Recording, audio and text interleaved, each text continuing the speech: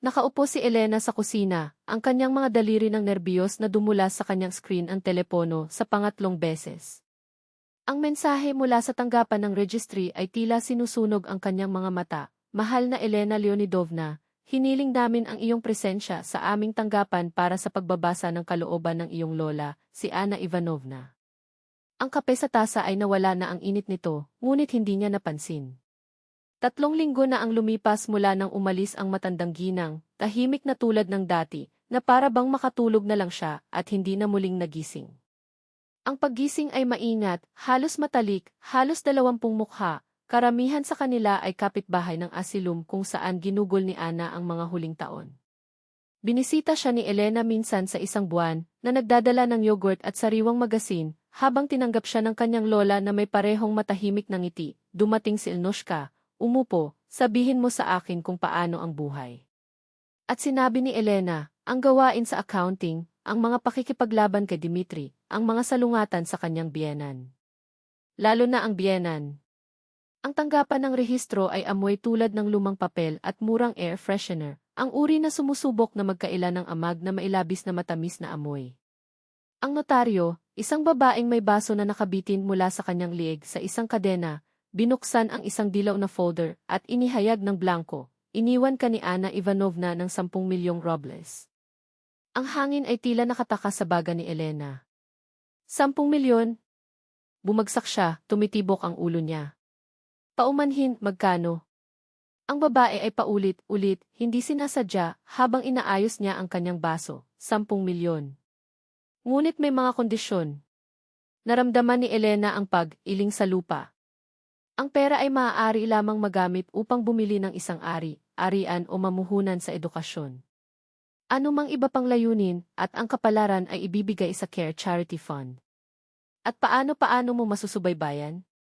Ang notaryo ay layunin, ipakita lamang ang gawa ng pag-aari o kontrata ng institusyong pang-edukasyon. Ito ay kasing simple ng Simple. 10 milyon at isang laro ng mga patakaran. Sa pag-uwi, si Elena ay nagmaneho sa otomatikong mode. Ang kanyang isip ay isang baha ng mga numero, pangarap at takot. Isang dissenting apartment. Hindi iyon cramped na apartment sa labas ng bansa, kung saan makikita mo ang landfill mula sa bintana. O marahil isang maliit na bahay, lahat ng iyong sarili, nang walang mapang, api na anino ni Galna Nikolaevna. Pagdating niya, ang amoy ng sopas ng pickle ay sumalakay sa kanyang mga butas ng ilong. Ang biyenan, hindi nagkakamali sa kanyang bulaklak na kama na may kanyang buhok na tapos na parang lalabas siya sa isang bola, hinalo ang palayok gamit ang hangin ng isang reyna. Si Dimitri, na hinihigop sa kanyang cellphone, bahagya na tumingala. Kaya ano ito? Tumalikod si Galna, ang hawakan sa kanyang kamay tulad ng isang setro. Nag-iwan ng pera si Lola, ungol ni Elena, sinipa ang kanyang sapatos. Agad na nagpalakpakan ang biyenan, nagniningning ang kanyang mga mata. Hindi ko pa alam sigurado. Kailangan kong gawin ang papeles. Ang mga tanggapan ng pagpapatala na iyon, palaging nag-drag, ungo ni Galna, na naghahain sa kanya ng isang steaming plate. Umupo ka, kumain. Taya ko wala ka nang natikman mula kaninang umaga. Sumunod si Elena. Ang sopas ay perpekto, tulad ng lahat ng ginawa ng biyenan. At iyon ay tiyak kung ano ang nakakainis sa kanya. Alam mo, Ilnoshka, umupo si Galina sa harap niya, ang kanyang tinig ay honey, mahina ang puso ko. Sinabi ng doktor na kailangan ko ng isang mainit na klima. Ang mga buto na ito, ang pressure na ito sa Moscow, hindi ko na ito makukuha. Nanay, huwag magsimula, reklamo ni Dimitri, nang hindi tinitingnan ang screen. Huwag simulan kung ano. Nagtaas ako ng mag-isa, ginugol ko ang aking kalusugan para sa pamilyang ito. May karapatan ako sa isang mapayapang katandaan. Ang boses ay nanginginig, kinakalkula. Kung makakabili ako ng isang bagay sa Sochi, isang maliit na lugar, para lamang ituring ang aking sarili. Iyon ay isang desisyon ng pamilya, nagambala si Dimitri, nakakagulat na si Elena. Hindi ba, Nka? Mahigpit na hinawakan niya ang tinidor. Desisyon ng pamilya. Siyempre. Sa gabi, naka-lock sa kanyang silid, tinawag ni Elena si Marina. Marin, kailangan kong sabihin sa iyo. Ngunit ito ay isang lihim. Nakikinig ako. Iniwan ako ng lola ko ng 10 milyon. Katahimikan sa kabilang linya. Lingka, hindi ka ba nagbibiro? Hindi ako. Ngunit mayroong isang catch, maaari ko lamang itong gastusin sa pag-aari o pag-aaral. Kung hindi, ang lahat ng pera ay pupunta sa kawanggawa. At alam ni Dimitri. Sinabi niya na ito ay isang maliit na mana. Natatakot ako. Bumuntong hininga si Marina. Alam ko ito gal na. Sasagutin kanya ng buhay at hihilingin pa rin. Mesa. Isang creek sa pasilyo. Nagyelo si Elena. Huwag isipin, Navy. Mag-uusap ako mamaya. Hindi niya alam na tumayo si Dimitri doon na hinuhuli ang bawat salita bago pumunta sa kanyang ina. Kinaumagahan, nagising si Elena sa aroma ng kape. Sigal na, hindi pang karaniwang pakinabang, ay naghahanda ng isang bagay sa kusina. Magandang umaga, Nushka. Ginawa ko ang iyong mga paboritong blinis, ang mga keso. Kahina, hinala. Napakakahina, hinala. Sa panahon ng kape, ang biyenan ay hindi kapanipaniwalang mabait, nagsilbi siya ng tsaa, nag-alok ng mas maraming blinis, nagtanong tungkol sa mga plano sa araw. Hanggang sa, kaswal, sinabi niya, kung mamuhunan ka sa real estate, kailangan mong gawin ito ng may katalinuhan. Isang aplikasyon, alam mo. Mayroon akong isang kaibigan ng broker, si Olya. Sinabi niya na si Sochi ay tumaas, lalo na ang rehiyon ng Krasnaya Poliana. Si Elena ay chiyud sa katahimikan, pag-iwas sa pagtingin sa mga tusong mata. Makikipag-usap ako sa kanya, para lamang maipakita niya sa iyo ang ilang mga pagpipilian. Walang nakakabit na mga string. Sa gabi, ang talahanayan ng sala ay natatakpan ng makintab na mga brochure, mga mamahaling apartment, view ng bundok, garantisadong pamumuhunan, 15% taunang pagpapahalaga. Tumingin dito, Nushka, itinuro ni Gal na sa kanyang hindi magagawang mga kuko. Olympic Mountain Complex. Magrenta ng buong taon, init para sa mga turista, taglamig para sa mga skier. Ginagarantiyahan ni Olya na sa 5 taon ay nagkakahalaga ng 2 beses. Magkano ang gastos? Lumapit si Dimitri, interesado. 9,800,000. Ngunit ito ay isang pakikitungo. Ang pag-sign ay 2,000,000. Napalunok si Elena. 9,800,000. Paano niya nalaman na ang halaga ay napakalapit sa 10? Iniisip ko ito, pinamamahalaang niyang sabihin. Isipin, ngunit nagbabala si Olya, mataas ang demand. Kailangan mong kumilos ng mabilis. Nang gabing iyon, hindi ipinikit ni Elena ang kanyang mga mata. Sa tabi niya, si Dimitri snores. Sa kabilang panig ng dingding, ang sisi ng biyenan. 10,000,000. Isang kapalaran. At alam na nila ang eksaktong halaga. Sinaksak siya ni Dimitri. Walang ibang paliwanag. Sa umaga, isang abiso mula sa bangko, ang mga pondo ay ideposito sa iyong account sa susunod na araw. Nakaupo sa kanyang tanggapan, sa harap ng mga numero sa screen, isang bagay sa loob ng kanyang pag-click. Dumating siya. Wala nang baluktot. Sapat na maging tahimik. Wala nang pagpapanggap na ito ay isang desisyon ng pamilya. Ang perang iyon ay kanya. Iniwan siya ni Ana sa kanya, hindi kay Galina Nikolaevna at ang kanyang mga haka na sakit, ang kanyang pagmamanipula. Sa gabi, dinala niya ang 2 sa kusina. Upang gumawa ng isang desisyon tungkol sa mana, anunsyo niya, ang kanyang tinig ay matatag sa kabila ng panginginig sa kanyang mga kamay. Bibili ako ng isang 3 silid-tulugan na apartment. Dito sa Moscow. Nagyelo si Galna, ang tasa sa hangin. Ano ang ibig mong sabihin, narito? Ganyan lang. Kailangan namin ng mas maraming espasyo. Kung si Dimitri at nais kong magkaroon ng mga anak. Mga anak. Ang biyenan ay inilagay ang kanyang mga kamay sa kanyang dibdib, kapansin-pansing.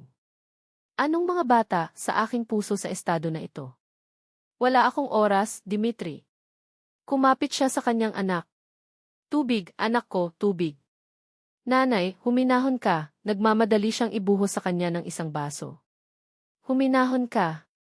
Madaling sabihin. Si Galna ay uminom ng kasakiman, ang kanyang mga mata ay naayos kay Elena. Inilaan ko ang aking sarili sa iyo, at ngayon ikaw, Nushka, nais na itapon ang lahat. Ang isang apartment dito ay walang halaga. Mamuhunan sa isang bagay na pahalagahan.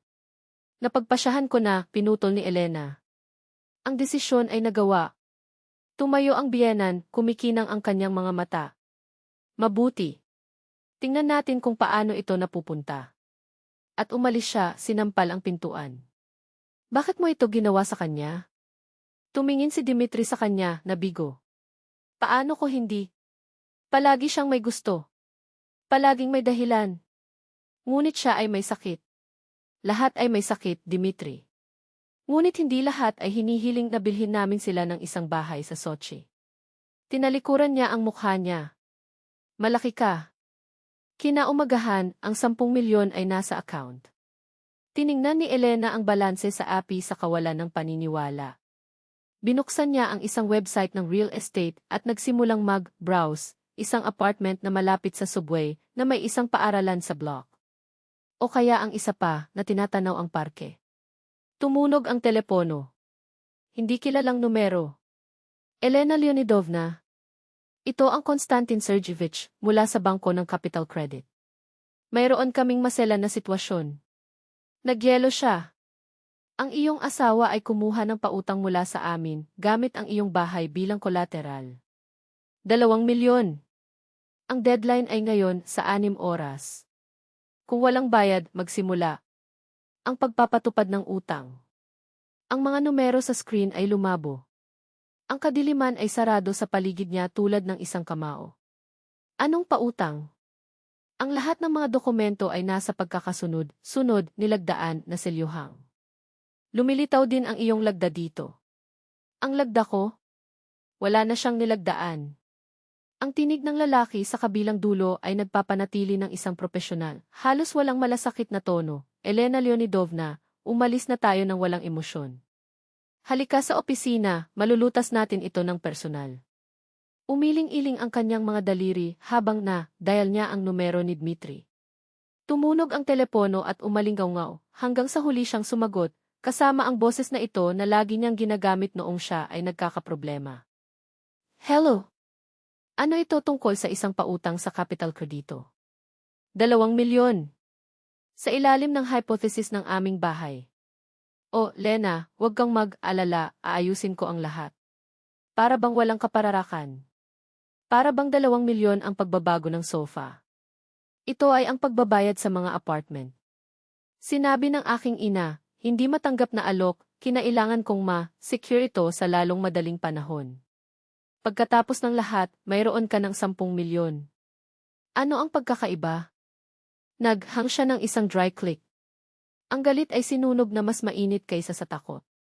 Tumakbo siya sa bahay, ang kanyang mga paa ay bahagya na humipo sa lupa. Sa pasukan, ang mga grocery bag ay itinapon sa sahig, isang palatandaan na ang biyenan ay lumabas upang imamili. Bumagsak si Elena sa tanggapan ni Dmitri, tulad ng isang bagyo, rumaging sa pamamagitan ng mga drawer, pagkahagis ng mga papel sa sahig. Hanggang sa nahanap niya ito, isang folder na may mga kontrata.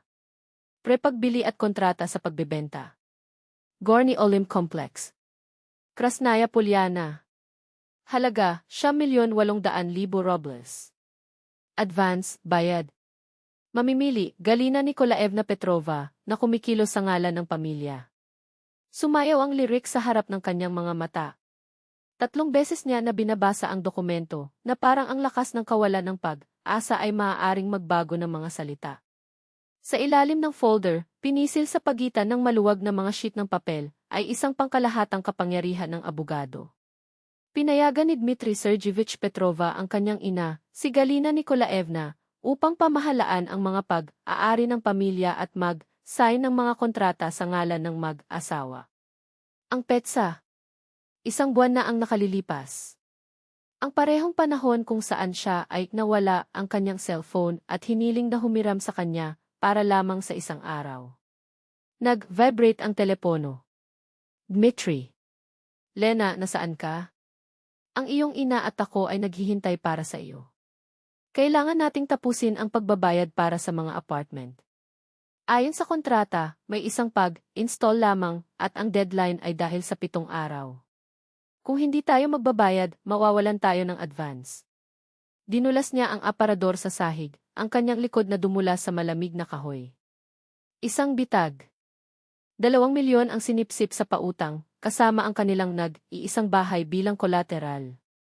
Kung hindi nila binayaran ang natitira, susunugin ang pera. Kung nagbabayad sila kung saan eksaktong pupunta ang perang iyon. Binuksan ang pintuan ng opisina ng walang tunog. Nandoon si Galina Nikolaevna, nakasandal sa door frame. Ang kanyang mga labi ay hubog sa isang ngiti na hindi nakarating sa kanyang mga mata. Natagpuan ito kung gayon. Mabuti. Pupunta ba tayo, Lenotka? Hindi maghintay ang oras. Ang tinig ay honeyed, ngunit ang mga daliri, pinipiga ang bag ng mahigpit, ipinagkanulo siya. Dahang tumayo si Elena, puti ang kanyang necklace, habang dinurog ang folder laban sa kanyang dibdib. Hindi ako pupunta kahit saan. Ang mask ng tamis ay gumuho. Ano ang ibig mong sabihin, hindi ba? Ang biyenan ay sumulong sa sala, na nakaupo sa sofa kasama ang otoridad ng isang reyna sa kanyang trono. Sinabi sa akin ni Dimitri, may 7 araw na natitira. Kung hindi tayo magbabayad, mawawalan kami ng 2 milyon at ang bahay, para sa bagay na iyon.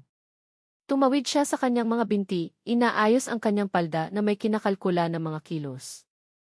Ngunit ito ang iyong mga problema. Kumuha ka ng isang pautang nang hindi kumonsulta sa akin. Ginawa mo ang aking lagda. Tumawa si Galina Nikolaevna, isang tuyong tunog tulad ng mga patay na dahon. Mangyaring, anong pagkakaiba ang ginagawa nito kung sino ang pumirma nito? Kami ay pamilya. At kung ikaw ay may prinsipyo narito, sumandal siya, ang kanyang mga mata ay nagniningning ng kalokohan, maaari nating malutas ito sa ibang paraan. Diditri divorces ka at, sa pamamagitan ng korte, ay tumatagal ng kalahati ng iyong mana. Pagkatapos ng lahat, ang pera na nakuha sa panahon ng pag-aasawa ay nahahati, hindi ba? Ang mana ay hindi nahahati. Magaspang ang tinig ni Elena, na parang nag-drag ng mga bato. Iyon ang iniisip mo. Mumiti ang biyenan na nagbubunyag ng mga ngipin na masyadong maputi upang maging natural. Ngunit mayroon kaming mga saksi na ang perang ito ay para sa mga pangangailangan ng mga miyembro ng pamilya. Kapitbahay na si Nina Vasilevna, halimbawa. Sinabi ko na sa kanya kung paano kami bumili ng isang apartment sa Sochi para sa aking paggamot. Kukumpirma niya ito sa korte, walang problema. Isang buntong hininga. Kahit na alam na ng superintendente. Mahina na bagay siya ay inilipat kahit. Ang sipon sa loob ni Elena ay hindi natakot. Ito ay isang bagay na mas mahirap, mas pagputol. Iniisip ko ito, Anya, na pinilit ang mga salita na lumabas ng mahinahon. Ang tawa ng biyenan ay sumigaw tulad ng isang putok ng baril. Mag-isip hanggang bukas. Kung hindi man, nakakakuha si Dimitri kinakabahan.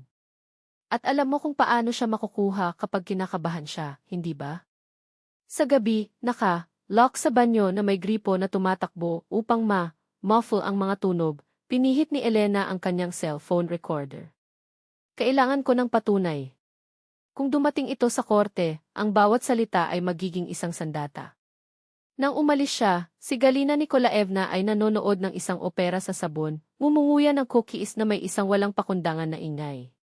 Galina Nikolaevna, maaari ba kitang makausap ng 1 minuto? Muli. Napag-usapan mo ba ang tungkol sa kalusugan, klima? Mayroon ka bang mga sertipiko ng medikal? Mga ulat. Ang mga mata ng biyenan ay 2 kutsilyo. Anong mga sertipiko? Tingnan mo ako, halos hindi ako makalakad. Ito ay para lamang sa bangko. Ang katwiran para sa pagbili.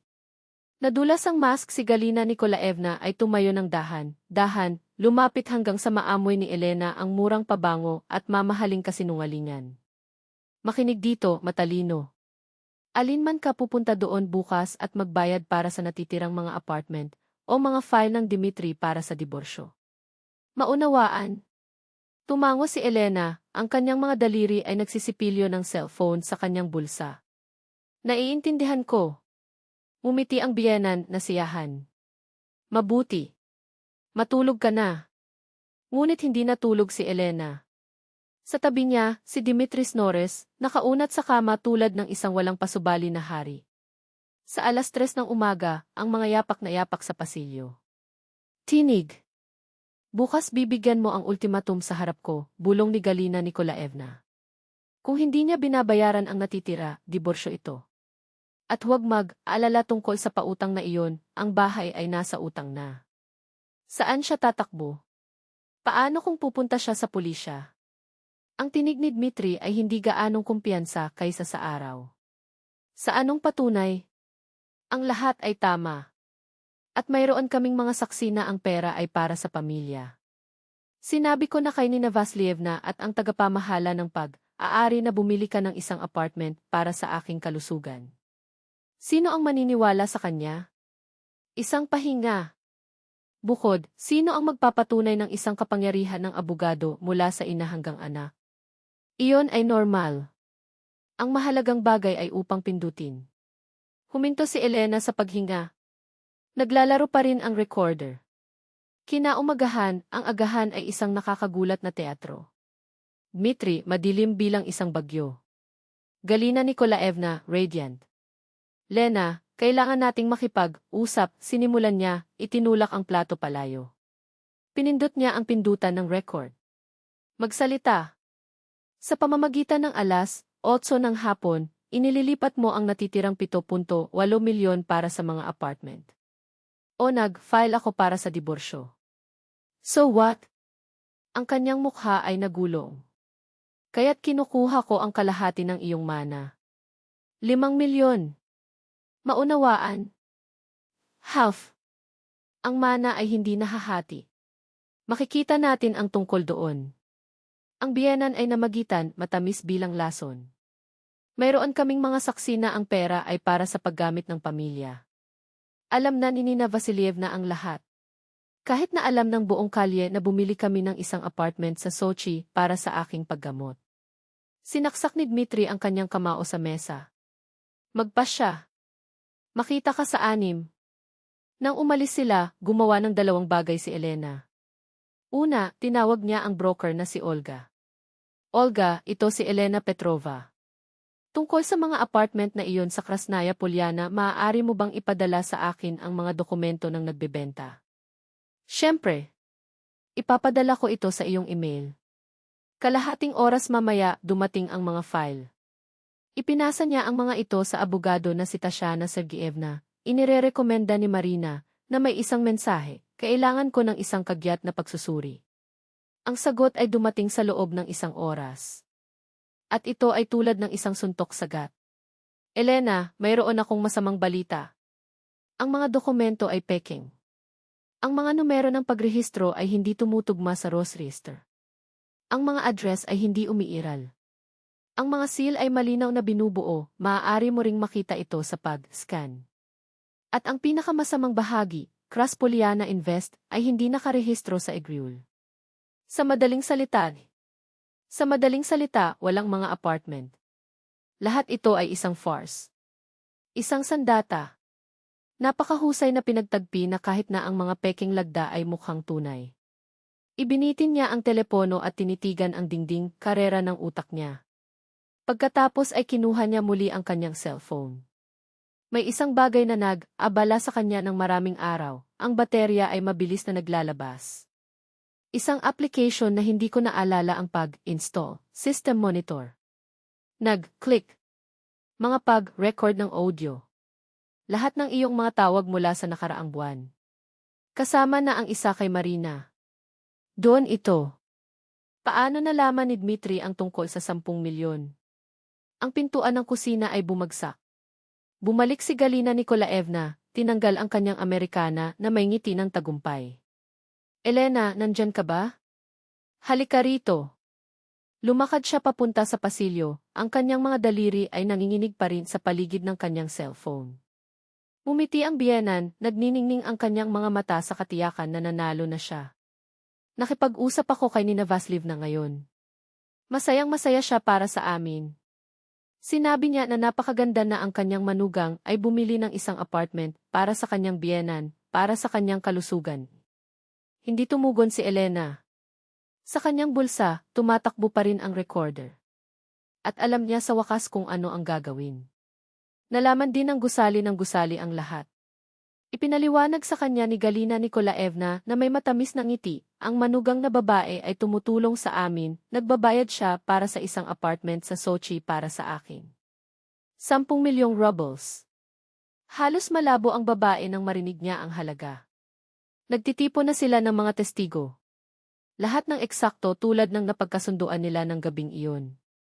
Sa alas 5 ng hapon, bumalik si Dmitri.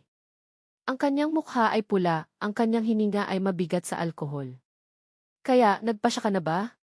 Sabi niya, ang kanyang mga mata ay may dugo na may galit.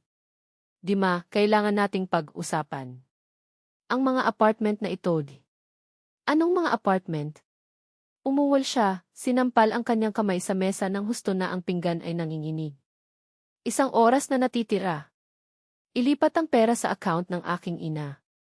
Anong pera? Bumalik si Elena, karera ng kanyang puso. Ang kumpanya ay isang scam, ang mga dokumento ay peking. May pakialam ba ako? Kinuha niya ang isang tasa at itinapon ito sa dingding, ang mga piraso na lumilipad tulad ng shrapnel. Maglipat ng 10 milyon. Ngayon, wala akong perang iyon. Ano ang sinabi mo? Advanced si Dmitri, madugong ang kanyang mga mata, ang ugat sa kanyang liig na tumba. Napakatapang mo, hindi ka ba? Dima, huminahon ka. Sinubukan ni Galina Nikolaevna na makagambala, ngunit itinulak niya siya palayo ng isang sigaw. Manahimik ka, matandang babae. At, na may isang biglaang paggalaw, sinaksak ang lahat na nasa mesa. Ang mga plato, baso, cutlery ay nahulog sa sahig na may isang crash na metal. Ang 10 milyong ito ay akin. Mula sa aking ina na nagpalaki sa akin. Kinuha niya ang anumang nahanap niya sa harap niya, mga florera, libro, mga frame ng larawan, at sinalsal ang mga ito laban sa mga dingding. Tumalikod si Elena patungo sa exit, ang kanyang likod ay pinindot sa pintuan. Tumigil ka. Siya ay nakulong sa kanya, ang kanyang mga kamay ay nakasara sa kanyang liig. Ilipat. Ngayon. O itatapon kita sa bintana, slut ka. Napahawak si Elena sa kanyang mga braso, sinusubukan na huminga, nasusunog ang kanyang baga. Dmitri, hayaan mo siyang umalis? Sumigaw si Galina Nikolaevna, ngunit tumaas lamang ang presyon. Ang mga punto ng ilaw sa kanyang mga mata ay nagdilim. Pagkatapos, sa isang huling pagsisikap, lumuhod siya sa lahat ng kanyang lakas. Ang isang pag-uwal ng sakit ay tumulo sa pamamagitan ng hangin habang nadoble si Dmitri, mga kamay na pupunta sa kanyang singit. Itinapon ni Elena ang sarili sa pintuan, tumakbo papunta sa landing, lock ang susi sa labas, salamat sa Diyos na naiwan niya ang isang kopya sa kanyang bulsa, at narinig ang mga suntok laban sa kahoy, ang mga sumpa, buksan, bitch ka. Papatayin kita. Bumagsak siya sa hagdan, sumabog sa patio, at nagdaya ng 112 na may nanginginig na mga daliri. Pulisya. Sinalakay ako ng aking asawa. Nagbanta siya na itapon ako sa bintana. Mangyaring mabilis na dumating. 15 minuto ang lumipas, 2 pulis ang huminto sa harap ng gusali. Naghintay si Elena sa sipon, nanginginig ang kanyang katawan, adrenaline pa rin ang pag-course sa kanyang mga ugat tulad ng lason. Ikaw ba ang tumawag? Pangatlong palapag, apartment 12. Nalock ko sila doon. Siya at ang kanyang biyenan. Umakyat ang mga pulis. Sa pamamagitan ng bukas na pintuan ng gusali, mayroong tunog ng mga kasangkapan sa bahay na kumatok, mga hiyawan. Pagkaraan nito, si Dmitri ay kinalagkad, nakaposas, ligaw ang kanyang mga mata. Sa likuran niya, si Galina Nikolaevna, whining, ito ay isang hindi pagkakaunawaan. Isang labanan ng pamilya. Kinakabahan lang si Dmitri. Ang apartment. Nawasak ito. Shattered crockery, smashed vases, punit na larawan. Ito ba ang lahat ng iyong asawa? Tinanong ang mas matandang pulis. At mayroon akong pag-record. Pinindot ni Elena ang pag-play sa recorder. Ang boses ni Dmitri ay sumigaw, kahit na mas nakakatakot sa pag-playback, ilipat ang pera, o itatapon kita sa bintana. Tumango ang pulisya. Kamatayan sa kamatayan. Artikulo 119. Sasamahan mo kami upang magbigay ng pahayag. Sa istasyon ng pulisya, habang pinupuno ni Elena ang ulat ng pulisya, isang opisyal ang pumasok, kasamang kapitan, 2 lalaki ang dumating mula sa bangko. Tungkol sa kredito ni Petrov. 2 lalaki sa demanda ang pumasok, seryoso. Magandang gabi. Kami ay mula sa seguridad ng Capital Credito. May dahilan kami upang maniwala na ang pautang ng mamamayan na si Petrov ay nakuha ng mapanlinlang. Ganito. Sumimangot sa investigator. Ang mga patunay ng kita ay hindi totoo. Sa mga dokumento, idineklara niya ang 80,000 bawat buwan. Sa EHRF, 30. Sumang, ayon ang investigator. At ano ang tungkol sa apartment sa Sochi? Ipinaliwanag ni Elena ang lahat, ipinakita ang mga mensahe na ipinagpapalit sa abogado. Suriin natin. Binuksan ng investigator ang system. Well, ang dead sa Kraspolyana Invest ay hindi umiiral. Ito ay isang kumpanya ng Shell. At tingnan. Petrova Galina Nikolaevna. Pinihit niya ang screen. Nakaraang pagkumbinsi. Artikulo 150. Fraud ng real estate. 5 taon na ang nakalilipas. Sinuspinde ang pangungusap. Binuksan ang pinto. Si Dmitry ay itinulak sa loob, hindi nasaktan, bumaba. Umupo ka. Inutusan ng investigator.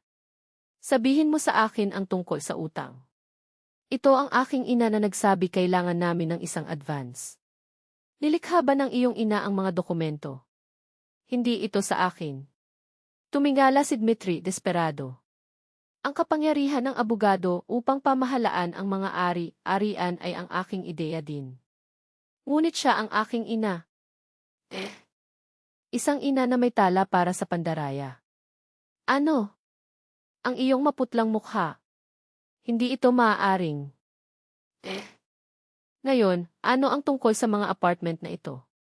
Wala akong alam. Sinabi niya na ito ay isang magandang pamumuhunan. Napangiti ang investigator. Masamang pamumuhunan, sasabihin ko. Lumingon siya kay Elena. Sa ngayon, Artikulo 119, pagbabanta ng kamatayan, at Artikulo 150, pandaraya. Mananatili siya rito upang sumasalamin. Si Galina Nikolaevna ay dinala sa 1 oras mamaya, sinusubukan pa ring mapanatili ang faade ng nasaktan na galit. Ito ay isang pagkakamali. Gusto lang namin ang pinakamahusay para sa pamilya. Lady Petrova. Ang investigator ay sumandal sa kanyang upuan na tumatawid sa kanyang mga braso. Sa isang talaang kriminal. Naisip mo ba talaga na mawawala ito? Ang maskara ay nahulog sa ilang segundo. Anong background? Iyon ay isang mahabang panahon ang nakalipas. Sinuspinde ang pangungusap. Ang recidivism ay isang nakagagalit na kalagayan. Tulad ng halaga, 10 milyon, tandaan? Hindi ito maliit. Wala akong kinuha. Lahat ng ideya ni Dmitry. Siya flinched. Gusto ko lang ng isang apartment para sa aking kalusugan. Sa isang kumpanya ng Shell at maling mga dokumento. Humihingi ako ng abogado. Magkakaroon ng isa. Samantala sa cell. Kasama ang iyong anak. Bukas ay magpapasya ang hukom sa iwas sa pagpigil. Umalis si Elena sa istasyon ng pulisya sa 11. Sinunog ng nagyayelong hangin ang kanyang baga. Ang telepono ay hindi tumigil sa pag-vibrate, Marina, mga kasamahan, maging ang kapitbahay na si Nina Vasilevna. Pinatahimik niya ang mga abiso at nagsimulang maglakad, walang layunin. Ang pagbabalik sa apartment na iyon ay hindi maiisip. Nagkaroon lamang ng pagkawasak, sirang baso, maasim na amoy ng alkohol at puot. Ngunit ang 10 milyon ay buo pa rin sa kanyang account. Pamana ng lola. Salamat, lola, bulong niya, nakatingin sa stereo. Para sa pera. At para makita ko kung sino ang nakatira ko. Sa hotel, ang katahimikan ay nakakaaliw. Nag-book siya ng isang suite para sa 1 linggo. Wala akong lakas ng loob na harapin ang kaguluhan na iyon sa lalong madaling panahon. Makalipas ang 1 linggo, tumunog ang telepono. Ito ang investigator, Elena Leonidovna, ang pagsubok ay schedule para sa 2 ng hapon. Ang iyong presensya ay kanais-nais. Sa korte, si Dmitry ay mukhang isang sirang tao. Anshaven, kulubot shirt, malalim na madilim na bilog. Si Galina Nikolaevna, sa kabilang banda, ay pinanatili ang kanyang postura, ipininta ang kanyang mga labi, ang kanyang buhok ay hindi nagkakamali na parang siya. Ito ay isang saan ng hapon, hindi isang pagsubok. Ang hukom, isang babaeng may kulay, abo na buhok at malubhang baso, ay maingat na sinuri ang kaso. Isinasaalang ang mga pangyayari, si Dmitry Sergeyevich Petrov ay natagpuan na nagkasala sa ilalim ng Artikulo 119 ng Criminal Code ng Russian Federation, banta na pumatay, at bahagyang sa ilalim ng Artikulo 150, pandaraya sa pagkuha ng kredito sa pamamagitan ng mga dokumento na may 2 taon na nabilanggo, suspendido ang kanyang pangalawang papel sa scheme. Ang pangungusap ay nakatakda sa 2 taong pagkabilanggo, suspendido. Hininga si Dmitry, ngunit nanginginig pa ang kanyang mga kamay. Galina Nikolaevna Petrova, ipinagpatuloy ang hukom, ay natagpuan na nagkasala sa ilalim ng Artikulo 150, bahagi 4 malaking pandaraya.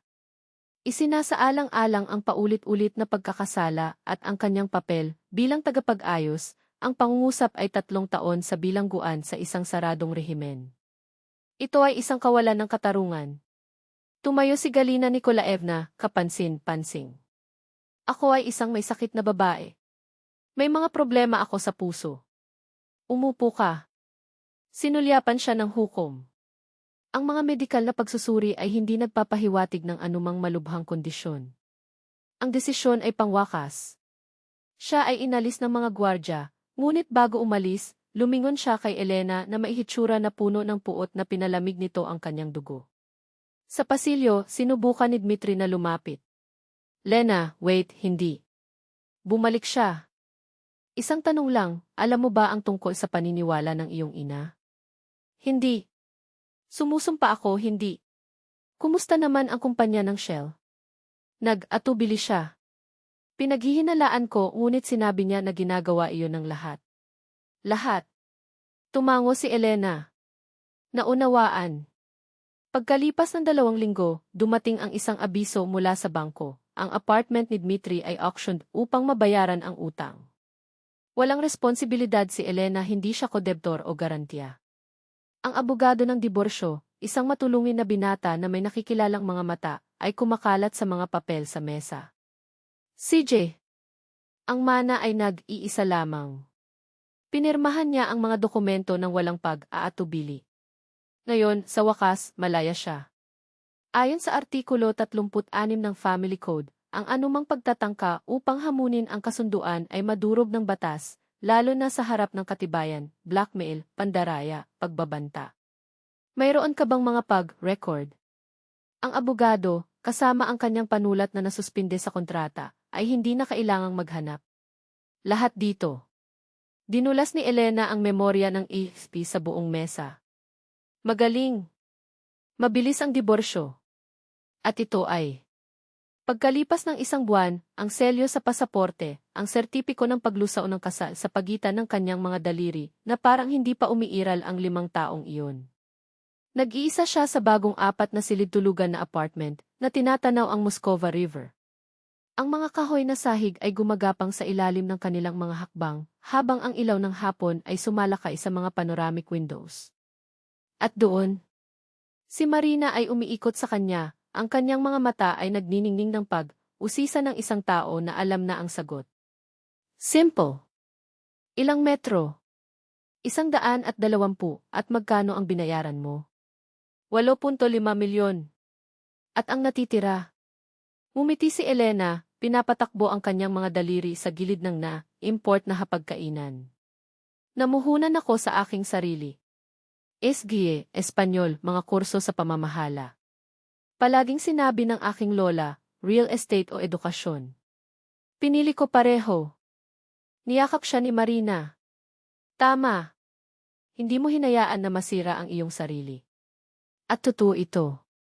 Sa mga gabing sumunod, nakaupo si Elena sa bagong kusina, na hinuhubaran ang kanyang tsaan ng chamomile at pag-iisip, kakaibang kung paano ang pagkawala ng asawa, isang biyenan, isang buhay ay nagdala lamang sa kanya ng ginhawa na parang Pagkaraan ng mga taon na nagdadala ng pasanin, sa wakas ay hinayaan niya itong mahulog sa sahig.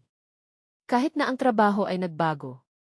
Nang malaman ng kanyang boss ang tungkol sa FBA, tinawag niya siya sa kanyang tanggapan. Elena Leonidovna, na may kwalipikasyong ito, ikaw ay isang mahalagang pag-aari. Paano ang tungkol sa isang pinansyal na analyst? Mas mataas na sweldo, mapaghamong mga proyekto. Ang mga maling kaibigan, ang mga lumitaw lamang kapag may mga pangako ng pamumuhunan sa Sochi, ay sumingaw tulad ng uso. Nanatili ang mga tunay. Pagkalipas ng 6 na buwan, noong isang Hunyo ng gabi, bumalik siya mula sa mga klase ng Espanya at natagpuan siya sa lobby ng gusali, Dmitri, mas payat, na pinalusot sa isang Amerikana na masyadong maluwag para sa kanya. Lena, maaari ba tayong makipag-usap? Tungkol sa ano? Napalunok siya ng husto. Gusto kong humingi ng tawad. Ako ay isang tulala. Siya ay... Pumayag siya, tumawid sa kanyang mga braso. Siguro maaari kaming magsimula muli. Nagbago na ako, nanunumpa ako. Mayroon akong trabaho, nagrenta ako ng isang silid. Ang aking ina di. Ang iyong ina sa penal colony. Alam ko. Sumulat siya sa akin. Sinabi niya na kinamumuhian niya ako. Ang pakiramdam ay magkasama. Si Dmitri ay hindi gumagalaw ng hindi mapakali na parang nasusunog ang lupa. Lena, mangyaring. Naiintindihan ko kung gaano ako kamalian. Hindi, Dimka. Naiintindihan mo na naiwan ka ng walang apartment, ng walang pera at kung wala ang iyong ina upang uriin ang mga bagay para sa iyo. Hindi ito ang parehong bagay. Ngunit, walang ngunit. Tumalikod siya at umakyat nang hindi lumingon. Ang amoy ng sariwang pintura ay sumisid pa rin sa hangin. Ang bagong renovated na silid ay nadulas sa hindi tuwirang ilaw. Sa mesa, ang mga librong Espanyol ay nakabukas sa tabi ng mga tiket sa Barcelona, isang paglalakbay na naka-schedule para sa susunod na buwan. Nag-vibrate ang cellphone, Marina. Ano na ang Espanyol? Pupunta ba tayo sa Dacha para sa katapusan ng linggo? Type ni Elena ang tugon, umiti bago lumapit sa bintana. Sa ibaba, tumayo pa rin si Dmitri, isang hunched at malungkot na silweta. Isinara niya ang kurtina na may isang mapagpasyang kilos. Sa damit, naka-frame, ang huling larawan ni Anna Ivanovna, kinuha 1 buwan bago siya namatay. Ngumiti ang matandang babae, kasama ang nakakahamak na hangin ng isang tao na alam na kung paano magtatapos ang lahat. Salamat, Lola, bulong ni Elena. Hindi lamang para sa pera, kahit na ang 1 milyon ay bumili ng higit pa sa isang apartment. Para sa pagsubok. Para sa pagkakataon na makita kung sino ang nagkakahalaga at kung sino ang dayami lamang. Para sa kalayaan na magsimula mula sa simula nang walang mga utang sa nakaraan. May magbabayad para sa isang yete o alahas na may kapalaran na iyon. Ang kanyang lola, gayunpaman, ay nagbigay sa kanya ng isang bagay na mas mahalaga, ang hubad na katotohanan, masakit ngunit kinakailangan. Tumunog ang telepono, hindi kilalang numero. Hello? Elena Leonidovna, ito si Sergey mula sa dealership. Handa na ang iyong sasakyan. Kailan mo ito pipiliin? Ngumiti siya. Walang labis na labis, isang simpleng modelo na binayaran gamit ang kanyang sariling sweldo, nang walang anino ng pag-apruba o disdain mula sa Galileo Nikolaevna. Bukas ng umaga. Mabuti. Inihahanda namin ang mga dokumento. Ibinuhos niya ang kanyang sarili ng isang baso ng alak at nanirahan sa bagong sofa. Sa tablet, ang iskedyo ng klase ng SBA, bukas, corporate finance, pagkatapos, estratehikong pamamahala. Isang buhay na walang mga reklamo ng biyenan, nang walang Dmitri na hindi lumaki, nang walang kasinungalingan, pagmamanipula o pag-blackmail. Kung ano ang pinili niya. Sa labas, binuksan ng Moscow ang mga ilaw nito. Sa isang lugar, si Galileo Nikolaevna ay dapat na nagsasabi sa kanya ng mga cellmate kung gaano kalaki ang kanyang manugang na babae. Sa ilang maruming bar, nalunod ni Dmitri ang kanyang mga kalungkutan sa murang vodka. Ngunit doon, sa pagitan ng 4 na pader na iyon, may katahimikan. Kapayapaan. Tulad ng nararapat, naisip niya, pinalaki ang kanyang baso. Para sa iyo, Anna Ivanovna. Para sa regalo ng pagkilala sa ginto mula sa pirit, kahit na ang aralin ay nagkakahalaga ng 1 milyong rubles. Ang alak ay puno ng katawan na may isang pahiwatig ng kapaitan tulad ng buhay. At sa unahang pagkakataon sa mga taon, nasiyahan siya ng hindi nagmamadali.